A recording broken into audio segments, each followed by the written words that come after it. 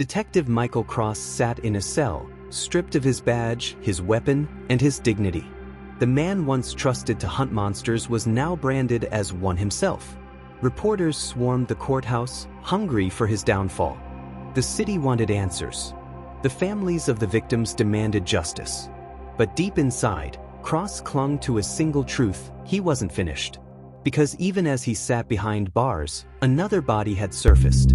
A young woman, barely 22, was found in an alley with a crimson ribbon tied around her throat. The news hit like a shockwave. If Cross was the ribbon killer, how could the killings continue? And if he wasn't, then who was still out there? At first, the department assumed it was a copycat. Killers in custody often spawn imitators, people desperate for attention, eager to step into the darkness of infamy. But then came the details. The crime scene matched the others perfectly. Same positioning, same lack of struggle, same chilling precision. And worse, the victim had a connection to Cross. She was his former babysitter, another person from his past, another thread pulling back to him. The investigators were shaken. Could Cross have orchestrated the murder from jail? Had he hidden an accomplice all along? Or was the truth even darker? Cross himself demanded to see the crime scene photos. The detectives hesitated, but curiosity won. They wanted to watch his reaction. As the images slid across the table, Cross's hands trembled. He leaned closer, and there was a detail almost invisible. A faint symbol carved into the brick wall beside the victim. The same symbol he had doodled since childhood. The same one that haunted every scene. Cross's voice broke as he whispered, "It's me. It has to be me. But I'm in here. So how?" The room fell silent. No one had an answer. Inside his cell, Cross began to spiral. He replayed every memory, every blackout, every sleepless night. He wondered if there was a version of himself, a shadow self, slipping free while he was locked away. Or worse, was someone studying him so closely, knew him so well, that they could mirror his very soul? Then, one night, a guard slid an envelope beneath his cell door. No return address. No markings. Just one ribbon, red, and beneath it, a note scrawled in the same handwriting as the journal found in his home. "You're doing well, Michael. Keep hunting. I'll be waiting."